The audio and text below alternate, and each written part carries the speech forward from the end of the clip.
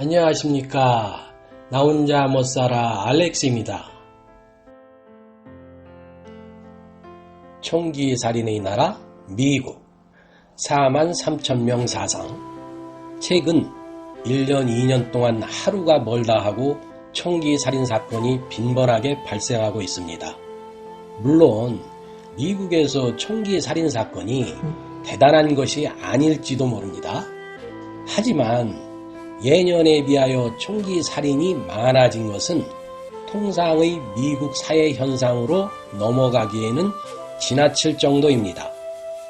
2016년 오바마 전 대통령이 총기 규제를 법안으로 통과시키려다가 실패를 하고 행정명령으로 대체했었습니다. 그런데 이것을 트럼프가 2017년 취임 즉시 철폐시켜버렸어요. 이 당시 총기 규제 필요성에 대하여 미국 국민의 70%가 찬성을 하고 있었던 상황이었는데도 말이죠. 워싱턴 포스트에 따르면 2020년에 총기로 살해된 미국인의 숫자만 해도 2만 명이나 되었다고 합니다. 이와는 별개로 총을 이용해 스스로 자살을 선택한 사람도 약 2만 4천 명이나 되었다는 거죠. 그래서 총으로 인해 목숨을 잃은 미국인이 2020년 한 해 동안만 4만 3천 명 이상이나 되었다는 겁니다. 하루 평균 100명 이상 총기 사고로 사망했습니다. 또 부상을 입은 사람만도 3만 9,500여 명이나 됐다는 겁니다. 그러니 당연스럽게 같은 기간 총기 판매량도 엄청나게 증가했겠지요? 연방정부 데이터에 따르면 지난해인 2020년 총기 판매량이 약 2,300만 정, 약 2,300만 정에 달한다는 거죠. 이것은 2019년에 비해서 무려 64%나 급증한 수치라고 합니다. 코로나19가 중국 바이러스, 우한 바이러스라고 지칭되면서 인종혐오 폭력으로 발전하였고, 이로 인한 인종차별 반대 시위와 잦은 폭동, 그리고 대선 불복 등으로 사회의 불안이 커지면서 총기 수요가 급격하게 증가했다는 분석입니다. 또 바이든 행정부가 총기 규제 조치를 취하면 나중에 총기 구입이 어려워질 것을 대비해서 미리 사두려는 사람들이 늘어난 것도 요인으로 분석되고 있습니다.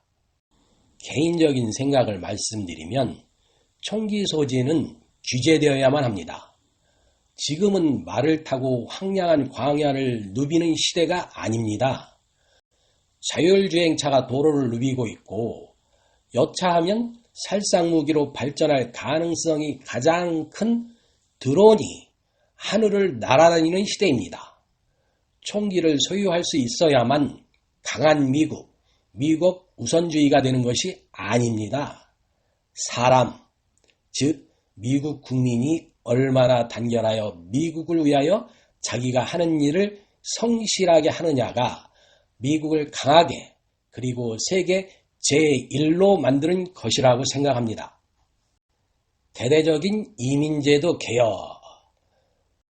공화당 소속인 아들 조지 부시 전 대통령과 민주당 소속인 오바마 전 대통령은 이민자들에게 호의적입니다. 그리고 현재의 민주당 소속인 바이든 대통령도 같습니다. 그들은 미국이 이민자들에 의하여 오늘날처럼 강해졌다는 생각을 하고 있습니다. 그것은 사실이죠. 유럽에서 소외된 계층 사람들이 현재의 미국, 즉 아메리카 신대륙을 발견하면서부터 오늘날의 미국이 시작된 것 아니겠습니까? 특히 공화당 소속인 아들 조지 부시 전 대통령은 이민제도 개혁을 직접 시도했던 대통령입니다.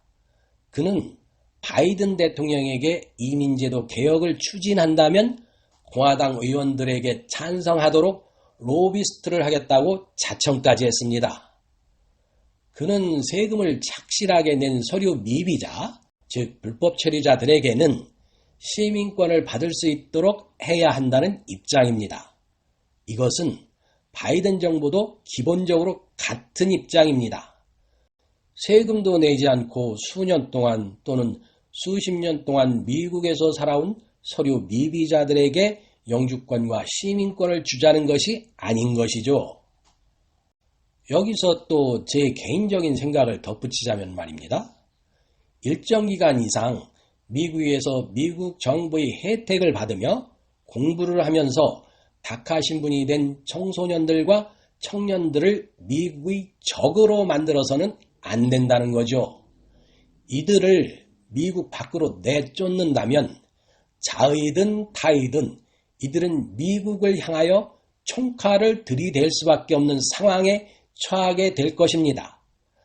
이들은 미국에서 미국 정부의 도움을 받으며 수년간 혹은 10년 이상 학습을 했기 때문에 미국을 아주 잘 이해하고 있습니다.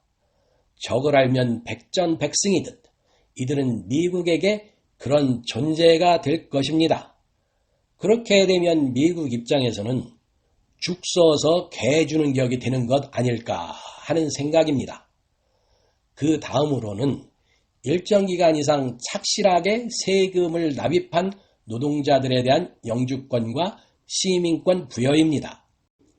그들이 세금을 납부했다는 것은 도둑질만은 않겠다는 의미 아닌가요? 따라서 그들이 미국인들의 일자리를 빼앗은 것도 아닌 것이죠. 솔직히 말해서 미국인 신분으로 그리고 아무리 합법적인 감세 방법을 이용하여 세금을 줄였다고는 하지만 트럼프 전 대통령처럼 10년 동안 소득세를 한 푼도 내지 않은 사람보다는 미국 경제에 도움을 준 것이라고 말할 수 있지 않겠습니까? 그래서 어떤 식으로든 적체되어 있는 서류 미비자들의 일부는 영주권과 시민권을 받을 수 있도록 이민법 제도 개선이 필요합니다. 또한 바이든 취임 이후 밀어닥치기 시작한 무대포 불법 입국 방지 대책과 처벌 방안도 강구되어야 할 것입니다. 말하자면 어찌되었든 현재의 이민 제도를 수정할 필요가 있다는 것이죠. 백신 접종 카드 공공지역 출입증 낸다. 트럼프 부부도 퇴임 직전에 아무도 모르게 백신 접종했다. 미국에서 코로나19 백신이 남아돌기 시작했습니다. 16세 이상 모든 성인은 예약 없이도 코로나 백신 접종을 할 수 있습니다. 코로나19 발생 초기인 1년 전에 백신 개발과 확보를 위해서 미국 정부와 제약사가 온갖 노력을 한 것에 비하면 조금은 김 빠지는 모양새가 아닐 수 없습니다. 백신을 불신하여 접종을 거부하는 사람들이 많기 때문에 나타나는 현상인데요. 그래서 바이든 대통령까지 나서서 백신 접종을 독려하고 있습니다. 그러나 백신 개발은 독려하고 백신 개발 결과는 치적으로 내세우면서 정작 백신 접종에는 비관적이었던 트럼프 전 미국 대통령 부부도 아주 얍상하게, 치사하고 얍상하게도 백악관을 떠나기 전에 미국 국민들이 알지 못하도록 비밀리에 코로나19 백신 접종을 했다는 것이죠. 그가 물론 미국 대통령을 지내긴 한 인물이지만 인성면에서는 그 직위의 가치만큼 되지는 못하는 것 같습니다. 어쨌든 백신 접종을 높여서 집단 면역 체계가 잡혀야 되는 미국 정부나 공공단체에 있어서는 백신 접종이 최우선입니다. 그래서 각급 학교에서는 대면 수업을 받으려면 백신 접종을 하도록 강제화하고 있습니다. 즉, 백신 접종 증명서가 있어야 한다는 이야기가 되는 거죠. 이런 분위기를 따라가 본다면 아직 발표를 한 곳은 한 곳도 없지만 대형 소매점인 예를 들면 코스트코나 월마트나 각 슈퍼마켓 그리고 은행 등을 출입하려면 백신 접종 증명서가 필요하게 될 것입니다.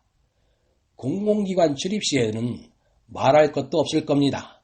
이것이 백신 접종 여권이라는 것이 되겠죠. 해외여행을 가면 해당 국가에서 백신 접종 증명을 100% 요구할 겁니다. 이러한 분위기는 적어도 2021년 올 한 해까지 그렇게 될 겁니다. 하지만 2022년까지 연장이 되지 말라는 법이 없어요. 왜냐고요? 지금 변이 바이러스가 상당히 많은 종류의 변이 바이러스가 등장하고 있기 때문이죠. 코로나 백신의 안전성을 논하는 것은 당연합니다. 그런데 여기서 한 가지 이슈를 던져봅니다. 수십 년 전에 개발되고 보급된 독감 예방주사를 맞고 부작용으로 고통받거나 종종 죽는 사람들이 지금도 나타납니다. 그래서 어쩌면 개발된 지 이제 1년이 채 되지 않은 코로나19 백신에서 나타나는 현재의 부작용은 큰 문제가 되는 것은 아니라고 전문가들은 말을 하고 있죠. 백신 접종률이 높은 나라에서는 조만간 마스크 착용을 강요하지 않겠다고도 하지 않습니까? 그것은 부작용보다는 효과를 수백 배 인정한다는 것이 되죠. 그리고 이번 코로나 백신 외에 계속 많은 백신들이 개발될 겁니다. 변이 바이러스가 등장하기도 했지만 앞으로 더욱더 다양한 종류의 바이러스가 등장할 것이고 인류를 고통스럽게 할 것입니다. 그래서 예방 차원에서 매년 접종해야 할 백신의 종류가 몇 가지 더 지정될 것으로 보입니다. 아마도 내년 2022년에도 또 다른 백신을 맞아야 될지 모르는 상황이 될 겁니다. 잊지 마시고 저를 응원해 주시는 차원에서 구독, 좋아요, 알림까지 설정 부탁 올리겠습니다. 건강하십시오. 고맙습니다.